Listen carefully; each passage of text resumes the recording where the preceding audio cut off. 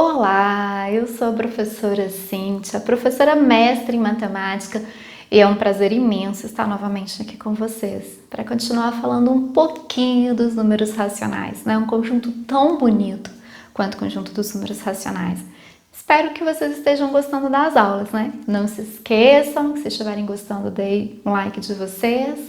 Se inscrevam no canal para receberem notificações todas as vezes que sair uma aula nova. E me sigam no meu Instagram profissional, Prof. Cíntia. Né? Lá sempre vou estar postando algo interessante para vocês, tá bom? Bom, a primeira coisa que eu quero falar nessa aula é sobre a comparação de números racionais. Porque muitas vezes, quando eu dou prova, por exemplo, gente, eu adoro colocar números racionais como nota. Eu sou uma professora que não gosto de ficar arredondando nota, não. Então, vamos supor que numa avaliação valendo 5, um aluno meu tenha tirado 3,75 e o outro aluno, ele tirou 3,725. Eu coloco essa nota. E aí eles chegam para mim e perguntam assim: Cíntia, quem tirou nota mais alta? O aluno que tirou essa nota aqui, ele acha que ele está com a nota mais alta, porque tem mais algarismos nesse número do que nesse aqui. Então, ele acredita que esse valor aqui é mais alto. Porém, não importa quantos algarismos tenha o número, para a gente saber quem é maior, a gente sempre olha dos valores maiores. Então, eu vou comparar esse e esse aqui. Se eles forem diferentes, eu já defino quem é maior. Né? Claro, gente, que levando em consideração também se os sinais são iguais ou se são diferentes. Tá? Todo número, se for negativo e o outro positivo, o positivo vai ser maior. São iguais, eu venho para o próximo. Se tiver um maior aqui, eu já decido. Mas eles são iguais, então eu venho para o próximo. Quem é maior aqui? Aqui é 5 e aqui é 2, na mesma ordem, tá vendo? Tô na terceira casa, tô no terceiro algarismo aqui também. O 5,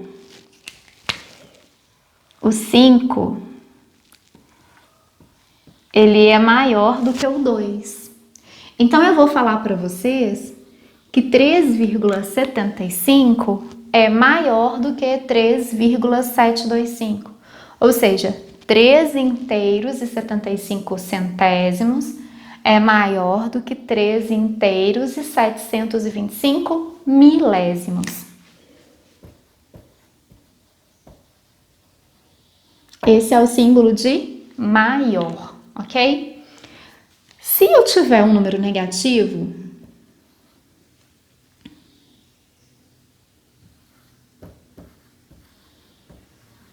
aqui é negativo e aqui é positivo, o negativo ele vai ser sempre menor.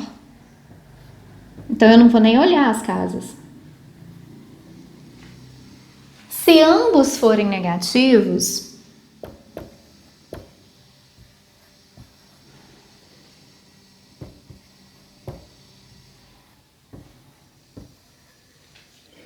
o que vai acontecer, né? A mesma coisa que eu falei lá no conjunto dos inteiros, né? Quanto maior o valor absoluto dele, menos ele vai valer porque ele é negativo. Então, olha só. Todos dois são negativos. 4 e 4, 3 e 3, 6 e 6. Tá igual. Aqui tem um 8, aqui não tem nada. Onde não tem nada, eu posso falar que é 0, certo? Então, eu posso falar para vocês que o módulo de 4,368, né, o valor dele sem sinal, o módulo desse número, que é esse valor aqui, é... Só colocar aqui para vocês. Então, o módulo de menos 4 inteiros, 368 milésimos, é maior do que o módulo de menos 4 inteiros e 360 milésimos. Esse aqui é maior do que esse aqui. Porém, eles são negativos. Então, se eu levar em consideração o sinal, eu vou falar que esse número aqui é maior do que esse. Maior. Por quê? Porque quando eles são negativos, a situação inverte. Quanto maior o valor absoluto dele, o valor do módulo dele, menos ele vale quando ele é negativo. Esse aqui está mais próximo do menos 5 do que esse aqui. Então, ele vale menos, está mais afastado do zero em relação à esquerda. Ok? Se tiver dúvida, olha sempre em relação ao zero. Quem está mais distante do zero? Quando é para o lado esquerdo, quanto mais distante ele tiver, menos ele vale. Certo? Tá. Agora, eu vou falar para vocês, né, da representação.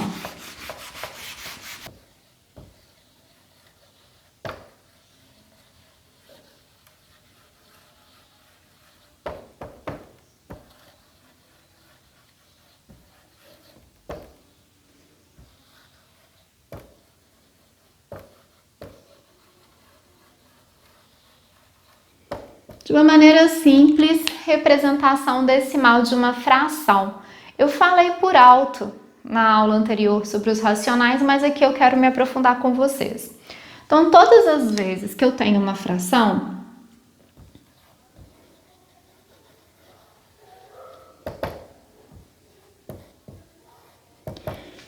se eu quero escrever em forma decimal, o que eu vou fazer? Eu vou dividir. Eu vou dividir o numerador pelo denominador. Então, eu vou fazer isso aqui, ó. Eu vou dividir o 3 pelo 5. Como o 3 é menor do que o 5, eu vou ter que colocar um zero e uma vírgula para continuar dividindo. E 30 dividido por 5 vão dar 6. E o meu resto vai ser zero, porque 6 vezes 5 são 30.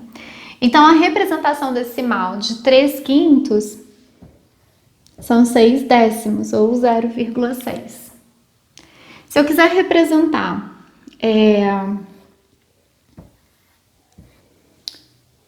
8/5, o que vai acontecer?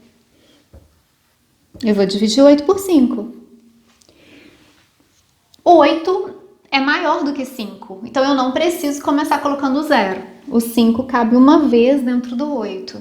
E eu vou ter um resto aqui igual a 3. Vou colocar um zero e uma vírgula, porque quando eu estou trabalhando com representação decimal, né, eu só vou parar a divisão se eu perceber que eu vou toda a vida com essa divisão. Senão, eu vou continuar dividindo, não vou deixar resto 3. Não vou falar que é 1 e resto 3, tá?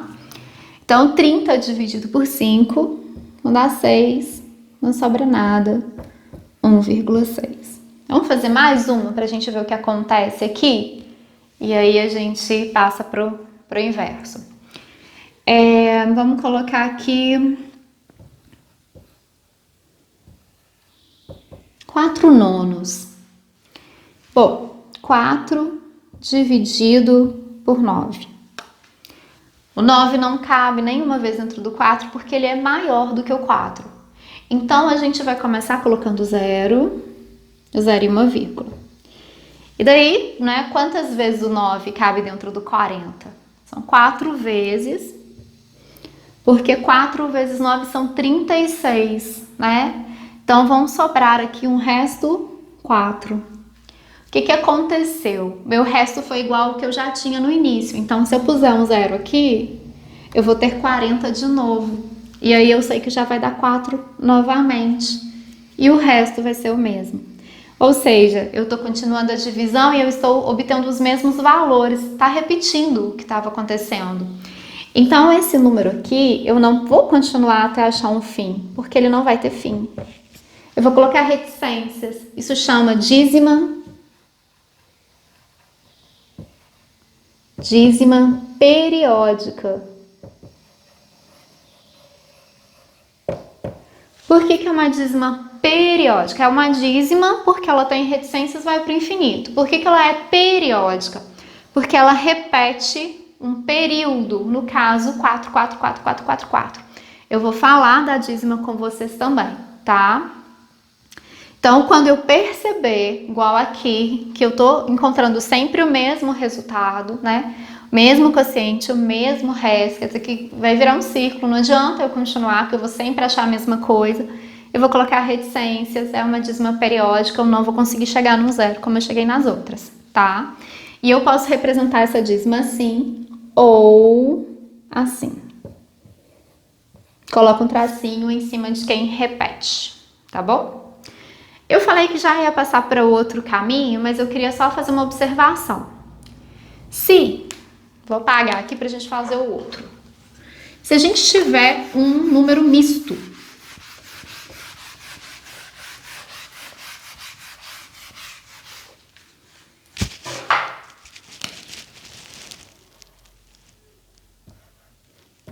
se a gente tiver uma situação assim, para escrever em forma decimal, o que a gente faz, né? Isso é um número misto. Por que ele é misto? Porque ele tem uma parte que é inteira e ele tem uma parte que é uma fração. A gente pode fazer de duas maneiras. A primeira maneira é eu pegar isso aqui e transformar essa fração em número decimal. Então, eu pegaria um inteiro e dividiria por 3. Como o 3 é maior do que o 1, eu vou colocar um zero aqui e um zero com uma vírgula aqui. E a gente sabe que o 3 ele cabe 3 vezes dentro do 10, porque 3 vezes 3 vão dar 9. Para chegar até 10 vai faltar 1. Repetiu, né? Mesma coisa que eu tinha no início. Então, vai ser uma dízima periódica. Então, eu posso falar que eu tenho 2,33333. Mas por que você pode falar que é isso? Porque são os dois inteiros aqui, mais o 0,33. Gente, eu tô fazendo rapidinho aqui a soma, uma representação próxima para vocês, mas a gente vai, depois eu vou aprofundar, vou explicar direitinho, tá? Não é legal, tá? Somar uma dízima periódica com o número inteiro, como eu fiz aqui armando a continha. Mas eu tô armando só para vocês perceberem o que acontece, tá bom? Como aqui vai pro infinito, não é bacana a gente fazer isso aqui não, só para visualizar, tá? A outra maneira da gente fazer, talvez vocês achem mais fácil, é escrever esse número misto na forma de fração. E como que eu escrevo um misto em forma de fração? Eu vou fazer 3 vezes 2, que vão dar 6. E o resultado eu vou somar com 1. Então, eu vou falar para vocês que eu tenho 7/3. Por quê? Porque se você dividir os 7 por 3, você vai encontrar 2. 2 vezes 3 são 6. E sobra 1. É isso que está representado aqui. Eu tive 2 inteiros e ainda sobrou 1 para eu dividir para 3 e eu não dividi. Depois que eu escrevo em forma de fração, eu posso pegar o 7 e dividir por 3. E aí, eu vou colocar 2 aqui. 2 vezes 3 são 6. Para chegar até 7, falta 1. Coloco 0. 10 por 3 dá 3, né? 3 vezes 3, 9. Voltou. Percebi aqui que se apareceu a mesma coisa, eu tenho uma dízima periódica. E pode ser assim ou assim, certo? Tranquilo? Fácil demais, né? A dízima a gente vai falar dela depois numa aulinha à parte, tá bom? Agora vamos ver o contrário, né? Vamos sair do decimal para fração.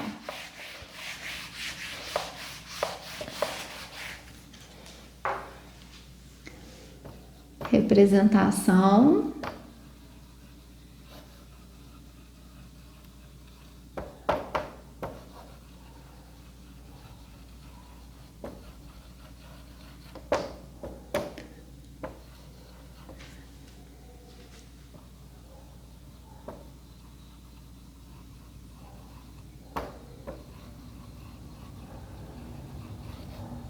Representação fracionária de um número decimal.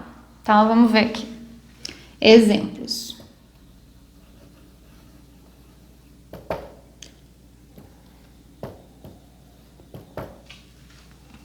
(2,5). Como que eu posso escrever esse número em forma de fração? Eu posso escrever 100,25 dividido por 10. Por que 10? Porque para cada casa decimal que a gente tem aqui, a gente coloca um zero aqui. Simples assim, com decimais exatos. Bom, 25 sobre 10, a gente geralmente não deixa assim. Eu peço aos meus alunos que sempre escrevam na forma simplificada. Então, a gente vai dividir por 5 e vai chegar em 5 meios. Porque quando a gente explica essa maneira de representar os decimais, a gente pensa assim, mas como que existem as outras frações, né? Se tudo você vai colocar com 10, 100, 1000, como vai ser com as outras frações? Então, elas aparecem das simplificações. Como que eu simplifico? Eu divido pelo maior divisor comum deles, ou eu posso ir dividindo por divisores comuns até que não dê mais. Né? O 5 e o 2 aqui é a forma irredutível da fração. Por que é forma irredutível? Não tem como eu dividir mais. Por que não? Porque o máximo divisor comum do 5 e do 2 é o 1. O maior número que divide o 5 e o 2 ao mesmo tempo é o 1. Quando isso acontece, eu acabei de simplificar. Vamos ver outro?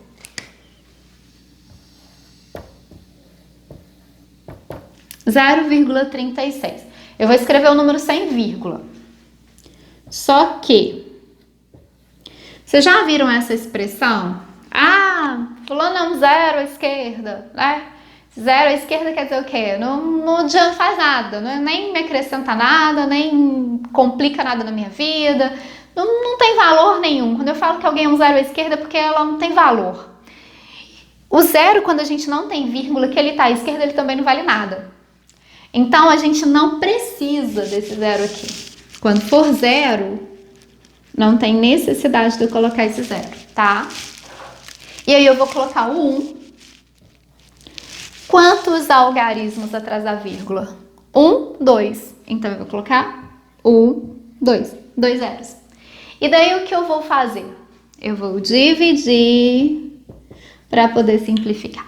Vamos supor que vocês não saibam qual é o maior divisor comum de 36 e 100. Não tem problema. Ah, Cíntia, eu posso dividir por 2? Eles são pares? Pode dividir por 2. 36 por 2 vai dar 18 e o 100 por 2 vai dar 50. Só que se eu dividir por 2, eu vou ter que dividir novamente, porque o 18 e o 50 ainda são números pares. Então, eu posso dividir de novo por 2. Cheguei na forma irredutível da fração. O 9 e o 25, né, não tem divisores em comum. O maior divisor comum deles é o 1, então eu paro aqui. Ou eu teria 36 sobre 100. E aí eu já divido direto por 4. Eu vou chegar na mesma coisa. Então, a escolha aqui do método de simplificação vai ser o que é mais fácil para vocês, tá? Não importa, né, se forem números diferentes, por exemplo, se fosse para dividir por 2 e por 3. Ah, o João dividiu por 2 primeiro e a Maria dividiu por 3. Vai ter problema? Não. Vai chegar na forma irredutível do mesmo jeito. O problema é se você parar de simplificar antes, tá? Então, eu só posso parar de simplificar quando eu chego na forma que eu chamo de forma irredutível, tá? Forma irredutível. O que é a forma irredutível? O máximo divisor comum dos valores que compõem a fração é 1. Quer dizer, o maior número que divide o 9 e o 25 ao mesmo tempo é o número 1. Então, ela está na forma irredutível dela, certo? Daí eu não preciso simplificar mais. Gente, isso aqui segue, tá? Se forem 3 casas decimais, a gente vai colocar 3 zeros, 4 casas decimais, 4 zeros. Então, eu vou colocar mais um exemplo. Eu acho que não tem necessidade de tantos exemplos, né? Se for assim, vamos colocar um inteiro aqui. Por exemplo, né? 5 inteiros e 34 milésimos. Olha o nome, 5 inteiros e 34 milésimos. Então, esse zero aqui agora ele tem valor para mim. 1, 2, 3. 1, 2, 3. Ok? E aí a gente pode dividir por 2. Vamos supor, né? Vamos começar por 2. Eles são pares, vamos começar por 2. O 1000 dividido por 2 vai dar 500. 5.034 por 2 vai dar 2.517. Ó, 500 é por 2, é por 10, é por 5. Mas o 2.517 não é por 2, não é por 10, não é por 5. Então, eu posso parar aqui. O maior divisor comum entre eles é o 1 agora, tá? Uma observação, que é algo que todo mundo me pergunta. De vez em quando alguém me pergunta. Vou colocar aqui para vocês, aproveitando que a gente está falando dessa representação.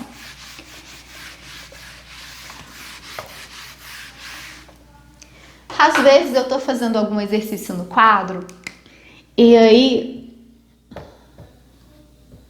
o exercício me dá essa informação, por exemplo. E eu escrevo e os meus alunos falam para mim assim: Cíntia, tá faltando um zero, ou professora, tá faltando um zero ali. E aí eu vou perguntar para vocês, será que essas situações são diferentes? Vamos pensar. Vamos escrever em forma de fração. Quem é 3 inteiros e 50 centésimos? Olha, 50 centésimos. Então,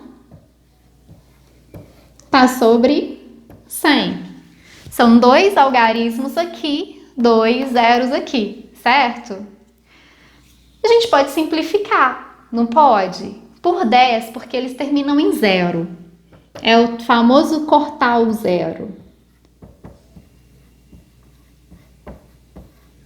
Gente, eu não vou simplificar mais não. Quem é isso aqui? Ó,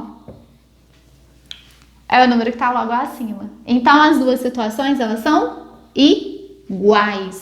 Ou seja, quando o número for decimal, só quando for decimal, tiver vírgula, e atrás dessa vírgula ele terminar com zeros, ó, terminou, não tem mais nada depois do zero. Eu não preciso colocar o zero, porque as situações são iguais. Tá?